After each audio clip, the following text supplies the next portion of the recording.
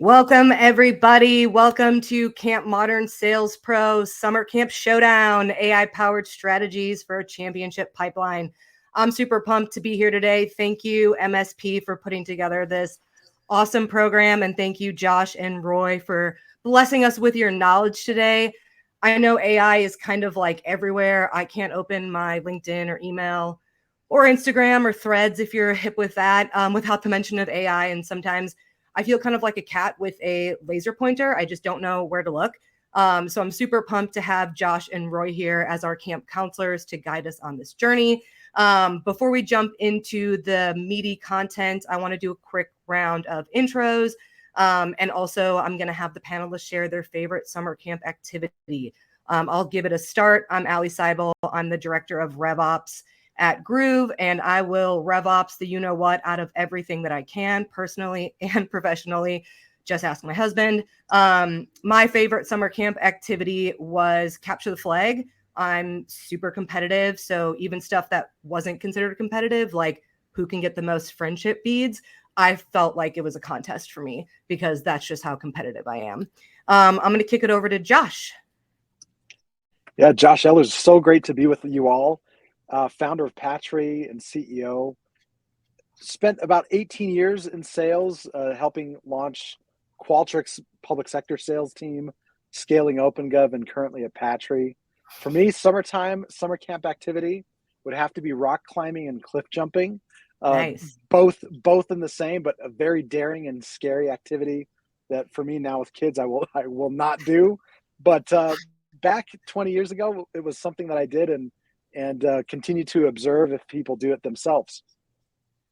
Awesome. Thanks for the intro, Josh. Great to have you. Roy, let's hear from you. Thank you. Hey, guys. Good to be here. Roy Solomon. I'm the co-founder and CEO at SalesRoom. Prior to that, I started another company called Applause in the DevOps space.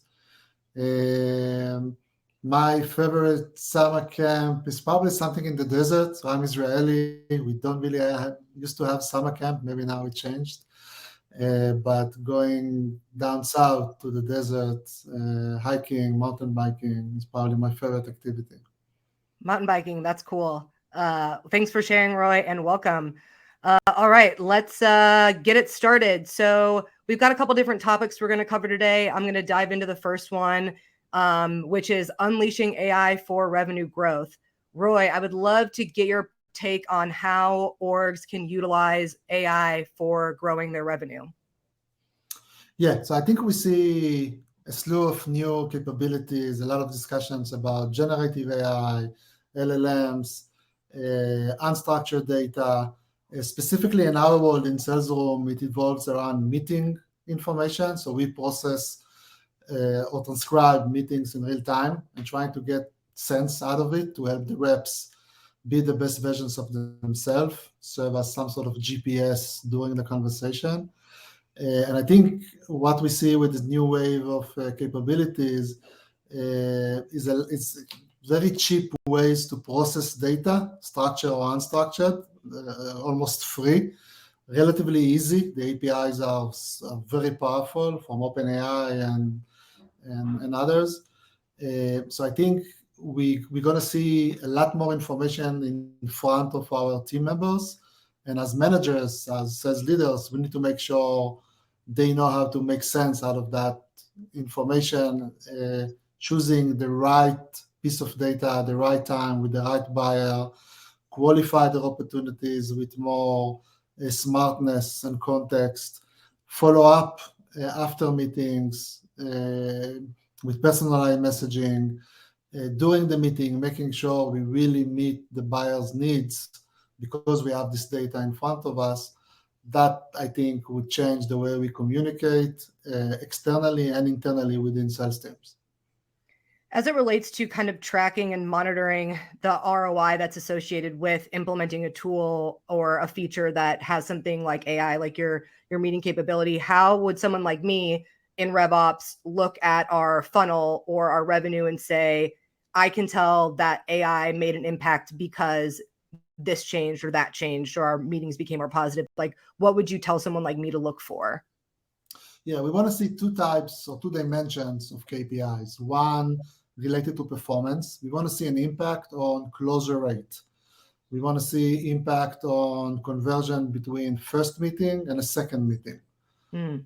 We want to see impact on the sales cycle length, meaning we build more relationship during those meetings. We ask smarter, more in-depth questions. Therefore, we need less meetings, hopefully, because the buyer feels like we can connect. There is a human element to AI as well. If we join a call, Ali, and I can see and I can use some information that is already out there on threads or whatever you share information, and I can use it in a smart human way, I'll probably be more memorable to you versus the other vendor that you're speaking with. So impact on the sales cycle length. So that's one dimension. The second dimension is pure productivity. This is where I think AI can be a bit dangerous, because now there's expectations that reps or SDRs can just send a lot more emails, a lot more volume, a lot more of everything. I'm sure you're experiencing that, Ali and Josh. Just do more, and everything will be okay. In reality, we see, I don't know about you, but my inbox is full of many generic emails that some AI engine probably wrote 1,000 times already, not very engaging, probably going to be deleted within half a second. That's not the future of AI and mankind or humans coming together. But productivity is definitely an area, so we want to see them being able to support more accounts at the same time, the ratio between SEs and As getting improved, or SDRs and As getting better. So productivity is definitely an area where we want to see more and more improvements. Yeah, I think that you saying that AI can get a little bit dangerous in this area is spot on. I won't say who the vendor was, but I got an email today, and it was about an AI-driven webinar, and there was a typo in the email. There was like a merge field that was insert here, and I just responded and I said, "Hey, was this an AI-generated email? I'm just curious." And they kind of like chuckled in the response and said, "Yes, obviously we still have some testing to do." So I think there's a difference between letting AI allow reps to be more productive versus letting them get lazy. And that's, I think, where it can get a little bit dangerous when we kind of creep into AI and all these different platforms. Josh, do you have anything to add to that? There's great power in constraints. And the concern right now with AI is you can do a million things in a million different ways. I had a VP of sales tell me as a younger sales director when I was at Qualtrics, he said, "Josh," and we were growing, if you know the Qualtrics story, the company just grew at an incredible rate and continues to. I built the public sector business there, at least one segment of it. And he told me, my VP said, "Josh, if you want your team to grow faster in terms of revenue growth, shrink their accounts and shrink their territories." And in our case, we had product market fit, we were moving, but that's a lesson that has been perpetuated, and to a degree we're doing ourselves now, where if we can allow technology to help our reps and our sales teams via RevOps to focus their attention on the right accounts at the right time with the right product. And to Roy's point, even with that targeted piece of information as you're engaging with people, I love, by the way, that it's the three of us on this call, because Ali, the work you do at Groove as it relates to sales engagement and making sure we're having the right levels of activity with our prospects. And Roy, I love one of Sales Room's themes, that is, deals are won via meetings. We grow revenue via the meetings, and we are a pipeline management solution, which we prioritize pipeline based on a company's unique ICP data. And when you look at this constraints idea, it's really about helping our reps focus on those areas that will drive the most revenue. It's engaging with customers, which includes meeting with them. And then for us, it's also just about making sure we're putting the most time with the highest propensity deals and ejecting from the worst fit deals. Because too much of that, we can sit here and talk all day about, hey, we can automate the heck out of your pipeline and allow you to extend yourself to more people. But really, it's about honing in on this unique value proposition with a unique audience. So constraints, I think, has everything to do with where AI can be very powerful, building that arena in which a sales team can be really, really successful. I think where it can be dangerous is where we're creating problems to go solve for a company that may not have the problem. So problem identification, constraining around where we can be of the most benefit. Again, pipeline management, engaging and meeting with customers, I think is prime. Go ahead, Just Roy. to add to that, I think this is spot on, and kind of two things. One, to your point, Ali, it's very easy to hide behind activities nowadays because it's easy to be active. Active is a perhaps a code word to be lazy in many ways. But if my KPIs is how many emails you send a day, guess what? I can do it at 7 a.m. In 5 minutes, probably. And how many conversions, how many meaningful meetings I had, that's a whole different KPIs. How many qualified opportunities, but really qualified, not qualified based on some slicing and dicing of data based on some enrichment platform. So data is so available, the dangerous is almost too available. Therefore, it's not really actionable. Second thing, Josh, to your point, I think there is also an opportunity to use an AI for a greater feedback loop within sales conversation. So we narrow down the ICP, we narrow down the market we're going after. How do we get data that we've made the right decisions? This is where, again, accessing this unstructured data in a meaningful way, in a thoughtful way, can make a difference in, do we want to double down on that market or choose other paths that might be more successful? I think this is a great segue into our next topic, specifically around kind of like revenue insights and data analytics. I think there's kind of two pieces to this puzzle, if you will. The first one is implementing a sort of AI in either a new platform or a platform you already have, and that's just a new feature of it. Most of them require clean and reliable data, along with appropriate data privacy and security measures and all that good stuff. If you don't have clean, reliable data, are you ready for AI, or is it just another situation of garbage in and garbage out? And I'm not talking about like, there's AI tools out there that can help you identify bad data, clean up the data, but really it's just, if your reps aren't doing ABC, then you don't have the data in your system for the AI to do its magic. So at what point or is there like a checklist I should have of like, is my data, in this good of a spot? Am I ready for AI? I think it was MSP or maybe Atrium that put out a study, and only 6% of people say that they have clean data in their CRM. That's not a lot of people. That's not a lot of people. So, at what, like, how do you figure out, are you ready for AI based on your data, or is it data be damned? AI is the future. Roy, Josh, I'll let leave one of you go first.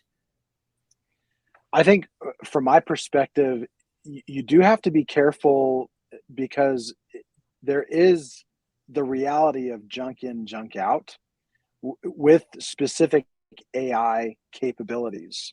However, this notion of leveraging AI to do things that would take days and weeks for an analyst to accomplish from a data credibility standpoint is the ideal starting point for companies. And there are solutions out there, Ali, as you mentioned, that help do that. I believe that is foundational. However, there are new data sets that are being created because of AI that could replace the archaic data sets that do exist out there that could be more meaningful.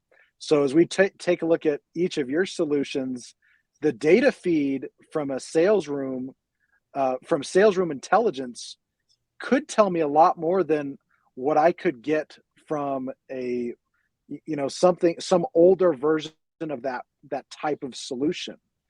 And that data set allows companies just to look look at their operation in a different way. Again, if we're about building pipeline, closing revenue, and retaining customers, it really doesn't matter how we get there.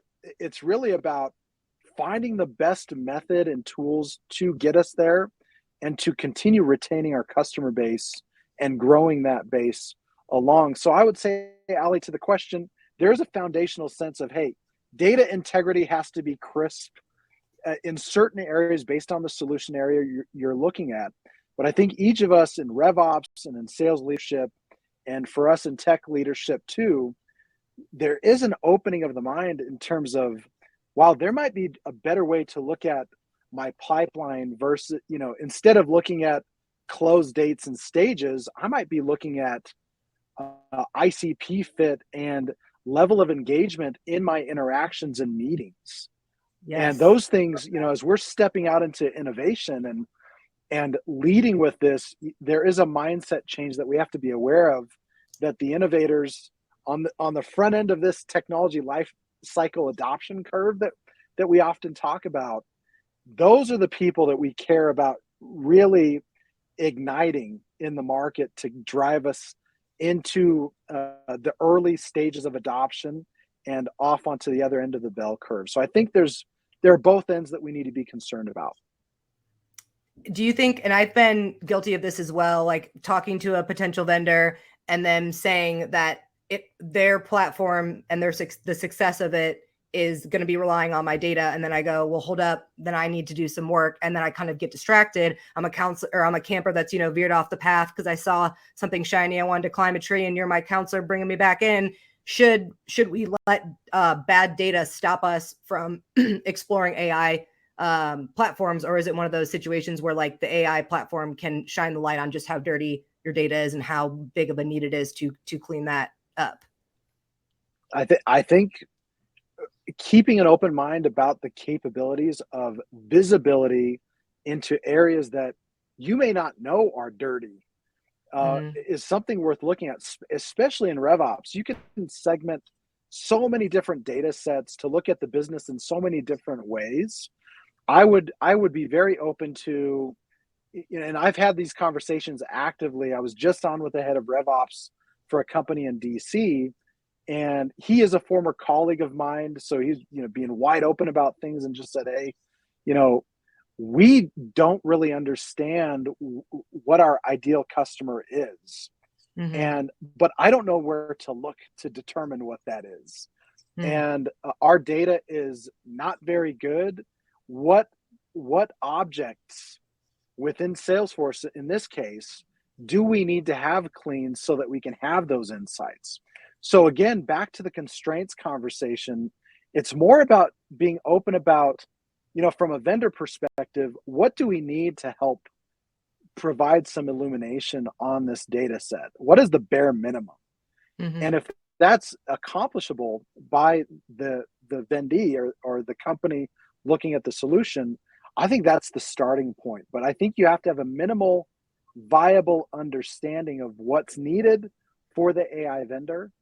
And then if you have the capacity to get something in order in that way, and then if there's a proven capability that illuminates another data set that you may not have access to, that becomes the leap of faith that sometimes we jump into as RevOps leaders. Agreed. Roy, do you have anything to add? Yeah, just to add two things. One, I think what we see currently in the sales stack is this pretty immense consolidation war happening of what is the source of truth in the sales org. Is it the CRM? I'm not sure anymore. Is it revenue intelligence? I'm not sure. Is it front of the funnel activity, pipeline information, kind of the borderline sales and marketing? I'm not sure. It's really all of the above. Second, so I think as an organization, you need to make your trade-offs and figure out, okay, what is really the source of truth and focus on cleaning it. And I know for a fact many AI-related projects that are right now in the mode of we are waiting until the data is clean, like someone like you, Ali, saying, okay, we're ready to go. And as you said, often it takes a lot more time than planned. Second, I would predict 3 years from now, 5 years from now, like the next generation CRM or source of truth database would be touch-free. So no humans are involved in updating data anymore, because we see humans are not very good at it. This is how we end up in this situation more often than not. So now laying the foundation to have the right personal or organizational LLM of some sort that store the data in a way that is easily accessible might be a wise investment into the future. Agreed. So now we talked about kind of like the data that's already in our system. What kind of insights do you think AI can lead to in terms of, I didn't know this before, and now I've got this information thanks to AI? I think there's a lot there as it relates to company to client engagement that for example, back to Sales Room, or even back to the work that you do at Groove, that level of engagement intelligence, response rates, length of conversation, understanding of client needs, documentation of all of that without a human touch, there's a lot there that would allow for rapid digestion of insights and moving a deal forward versus the antiquated human element that exists or existed just recently before this big move. So I think there's a lot there that we could be considering.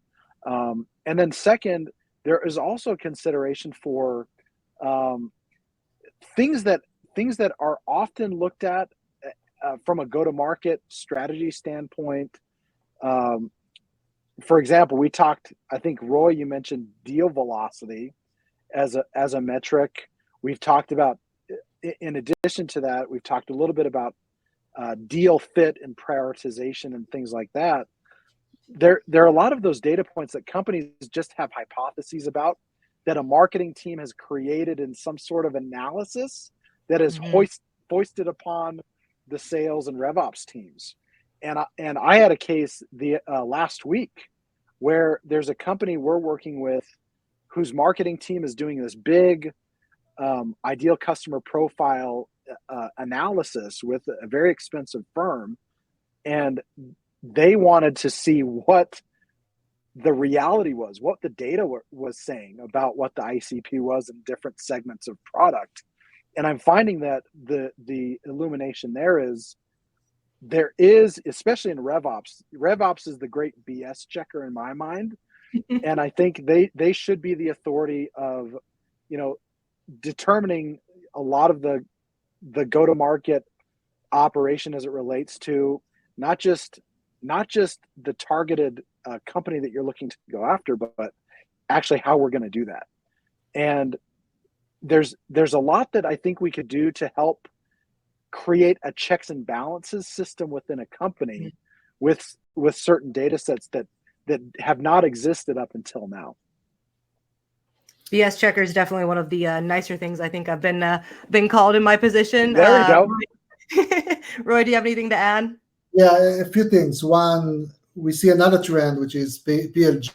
So that's another data set. PLG means someone is already using some of your assets, and that's a strong signal to the pain point, the value that they get, who is involved, what's the velocity of the involvement, and so on. So figuring out how to take that data into the sales cycle, we see that being a challenge. What to show, what not to show. Not everything is relevant. The fact that someone signed into the platform once a day, does that mean they got value? Who knows?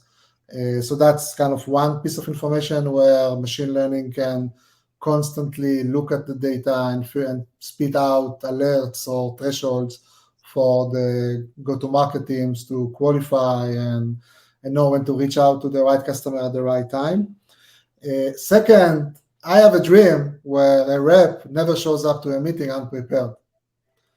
And preparation means you know the market. Like if Uh, let's use an unfortunate relevant example. You're talking with a prospect, and this week they announced they're laying off some portion of the company. If that's not in the discussion, something is off, because I'm telling you, they're not going to buy, right? And does that make sense if you don't understand how those different forces impact the sales cycle? So market, then company, then the team, the people that you're speaking with, and we have an opportunity. Not sure if it's new data set, but make existing data set a lot more available to the reps or to sales leadership to make sure they do the right thing more often than not. Yeah, and I think this is kind of an interesting kind of point, because you've talked about, have they logged in as users? Does that make them sticky? Are they going to stick with us as customers? And I think a lot of what we've talked about is kind of like pre-sales. And I think one of the things that I find interesting is when I put into ChatGPT, some of these prompts, one of the things that it said for multiple prompts was churn identification and upsell, cross-sell opportunities, which we at Groove right now, I'm working closely with our CX leadership to talk about, like, okay, in the current economic state, yes, it's gotten better, but everyone's still worried about churn. So how can we be better at identifying that based on certain aspects, including, are they logged in? Are they active users? Or even, did they just lay off a bunch of people, or did they just get acquired? There are certain things that maybe we don't know unless we're actively doing research or actively in our back end seeing when people have logged in to say, oh yeah, maybe they're a churn risk. Or on the flip side, hey, they just hired 20 sales reps and now there's an upsell opportunity, or they just acquired a company overseas, it's a cross-sell opportunity, something like that. I think that's what I'm really excited about. How that happens, I'm not sure yet, but that's kind of like one of my I have a dreams of AI, as you would say, Roy. Cool. Anything else, guys? I'm going to move on to the next topic otherwise. The dogs are just as pumped about AA too. I love it. So Josh, I know you've talked about your company a couple times and about ICP and pipeline efficiency. And I think that's a great next topic for us to dive into. And I think there's kind of two different pieces that I want to chat about. The first one is, where do you draw the line between the human and the automation? If I'm saying, hey, this is a ideal customer because of all this information that I have, or like a gut feel, but the system's telling me it's maybe not, which do we believe? Or do we have to kind of decide case by case? And then one of the posts you recently made, which I thought was really brilliant, was posting about not just finding any revenue, but finding the right revenue, because otherwise if we sell to poor fit deals, then it's going to, churn, or we're not going to grow it, or there's a million other downstream impacts. So I would love to hear a little bit more about your insights there. Absolutely. Revenue used to be deemed as the solvent for everything. And the concern we have today is that there is still a human element in the sales process, but we are acquiring companies and customers that could bleed our company to death. And when you talk, Ali, about the retention focus that your company has, and by the way, every other company has right now, it's vital that as we're on the front lines with the sales team, we are looking for the next reference customers with high LTV. That's it. I love Roy's dream, by the way, of being able to have that preparation already set up before jumping into a meeting where everything is available. There is a future where a lot of the sales motion will happen autonomously, but there will still be a human element there. So when you look at pipeline management, again, back to this constraints ideal, it's really about trying to disqualify anything that will not close as early as you can. We had a customer where they were going after very large government contracts the time per opportunity was like, something like, 250 hours of work per month to try to close that thing. And the cost was enormous. And they decided to cut the number of opportunities that they were pursuing by a third. And by doing so, they ended up tripling their revenue and win rate that next year. So I'm a big believer in doing the upfront work within pipeline management to determine best fit versus poor fit. I think a lot of what we do in engagement and in meeting with customers has to do with showing up prepared. I think AI will allow us to do that in a very big way, but we have to be careful with all the bells and whistles that can get attached to this pipeline management.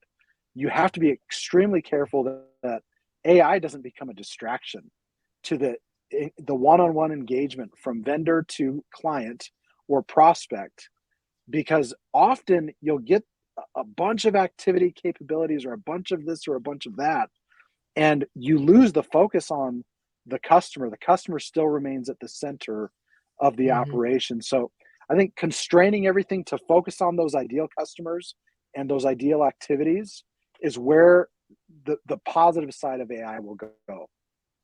How do you, what's your rebuttal to maybe like a sales VP or a CRO or someone that's got happy ears and they think everyone's our ideal customer because everyone could benefit from the platform that we offer, which in some cases is totally true, but maybe the juice isn't worth the squeeze, or it's just an industry that's really hard to break into, super long sales cycle.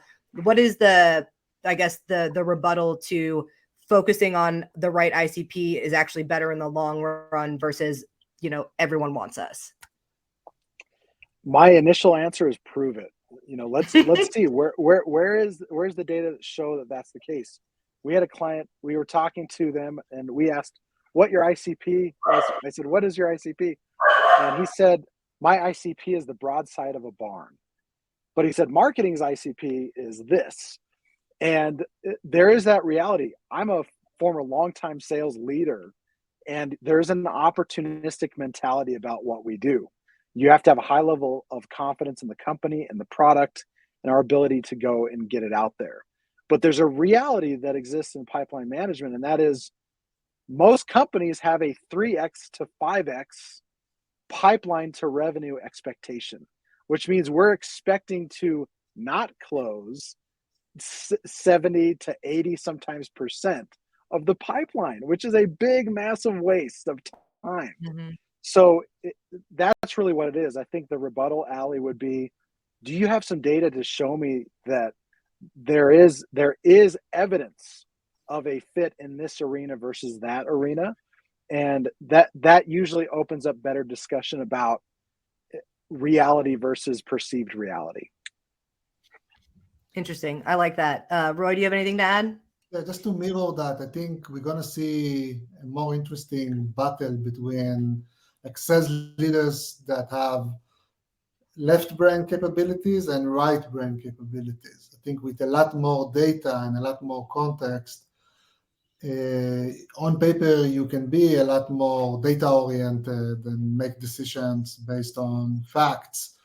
But as Josh said, that's rarely the case in sales, and that's a good thing, especially in growth stage. You want to find the next market. You want to find the next key customers that you didn't think about. That opens a whole slew of opportunities for the team, for the company as a whole.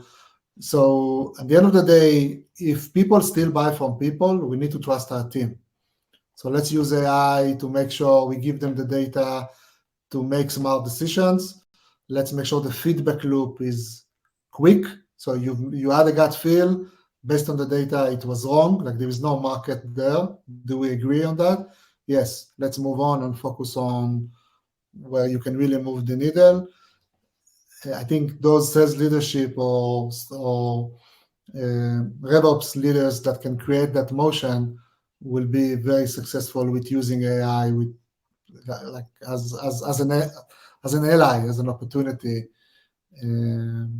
not just as a cool project to be done type of a thing. Yeah, I think one of the things that I know that I've talked with other people about is like AI and pipeline management specifically is not new. There are vendors out there that will tell you like, yeah, this rep says it's going to close this month, but because of all these things related to how their other deals are or how their whole team performs, it's not going to happen in XYZ reasons. So we're talking about taking it a step further. And at that point, you know, what are we hoping to accomplish by introducing a next level of AI? Is it more automation? Is it just deeper insights and more clarity? Is it not having the rep have to, you know, update the CRM and move the stage because we're going to move it for them based on X number of activities and all this stuff? Kind of talk to me as I'm a 5-year-old camper and I don't understand the new age of camping, and I need you to kind of guide me down the path here. Let me give you an example before Josh go deeper, because Okay. that's the expertise. But just a random example from yesterday, someone that is one of our customers, a director of revenue ops, exactly like you, Ali, came to us and says, "I want you to notify me when a rep commit to a date to something we're not going to do." And so why is that important? That's bad pipeline. Because someone just commit to integrate with NetSuite, guess what? NetSuite is not even on the roadmap. Not this year, not next year, never. Now imagine all the process that will go to qualify that opportunity and meetings and SCs and integration architects to get to a point we say no and we move on.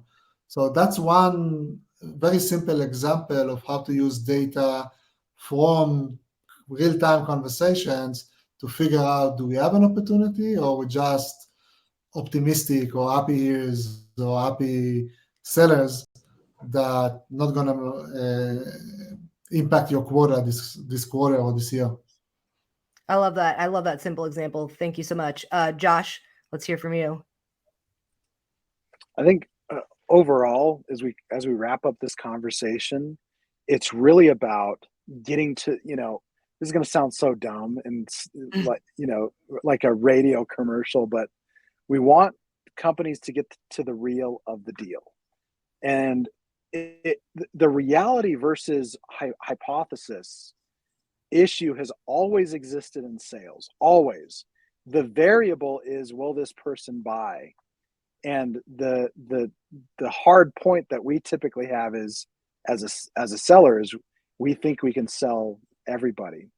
And cutting through that, prioritizing deals with AI, prioritizing activity with AI, and deprioritizing everything else is where the future is going. You know, in a most basic sense, if you can do that really well, the prioritizing and deprioritizing, with emphasis on really working to deprioritize activities, time, money, everything that we are throwing at things that just don't matter to generating revenue within our companies, I think the better off companies are going to be. To the extent that they can leverage AI to do that, I think those companies are going to be the most successful in the next 2 to 3 years. While AI continues to automate processes and make things easier, there still will be the human element, even with this PLG push. And we're a PLG company, you know, focused company on the baseline as well too. So that's where it is, deprioritizing and prioritizing. Again, back to the thought of constraints for companies. Just to add to that quickly, we asked our customers how many calls or what's the percentage of calls you actually listen to after the fact, and the answer is 1 out of 10. So we're all sitting on so much information that on paper can unveil a crystal ball of where revenue should go. In reality, we don't have time, energy to go and listen to it. This is the opportunity with AI to figure out for us which piece of information can really move the needle with the team, with the pipeline, with customer development, and so on. I think one of the things that we've talked about is kind of like all the different aspects of AI and where it can fit in. And I think, with camping, there are people that are okay with like, hey, I've got a tent and I've got a stovetop burner and I'm just like, that's me. That's just that's my vibe. And then there are people that want glamping. They want to feel like they're at home. They're just out in nature, but they want AC, they want a comfy bed, they want all that.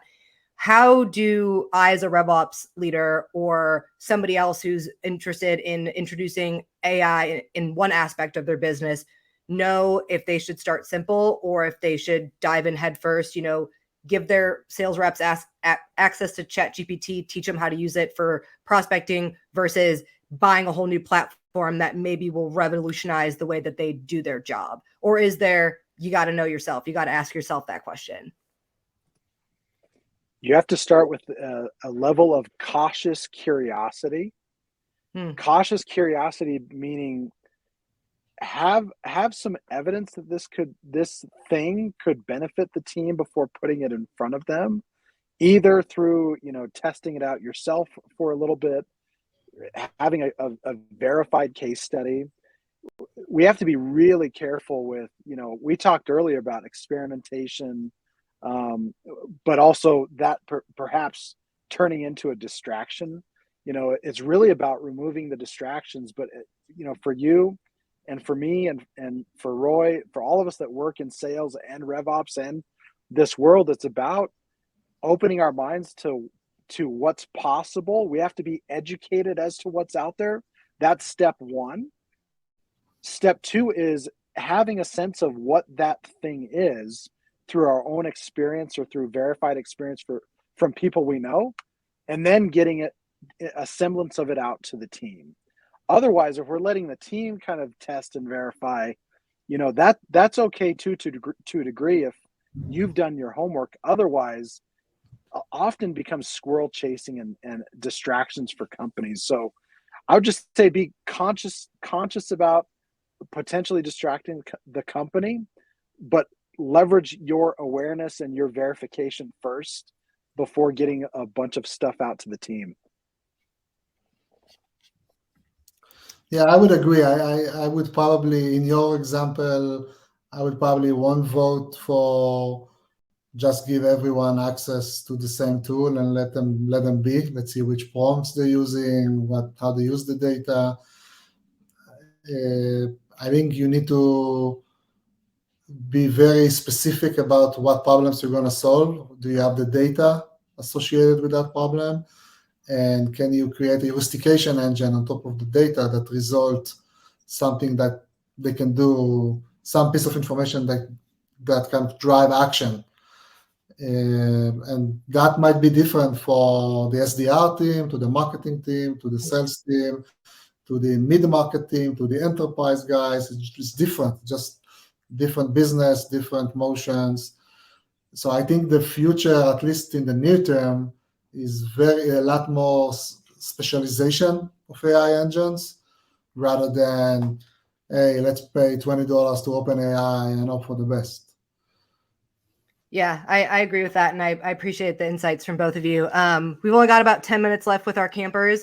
So I have one more question before we leave them with some takeaways. And that is really, both of you kind of talked about being educated when it comes to AI, whether that's someone in my position researching it, or, you both work at companies where you're drinking your own champagne, and, Groove has an aspect of AI too. And we've talked internally about how do we equip our sellers with the knowledge of AI, not just this current version of AI that's being, wild now and everyone's getting all into it. Everyone's introducing it to their platform.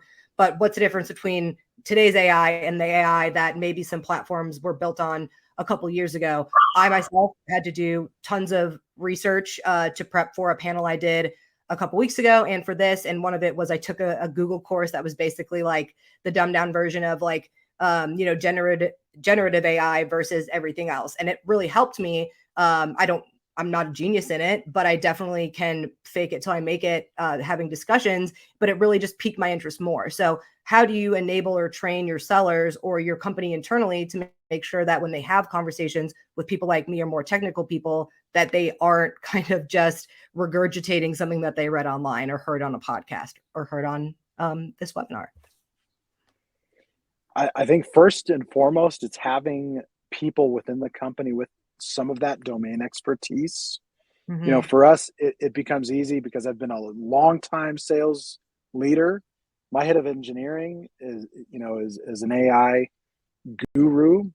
In addition to, before that, leading Salesforce engineering for a part of Jacobs as a one of those implementers. And so a sense of having domain expertise internally as a foundation. It doesn't have to be everybody, but people that can be resources for the employees. Second, it is investing in resources, training.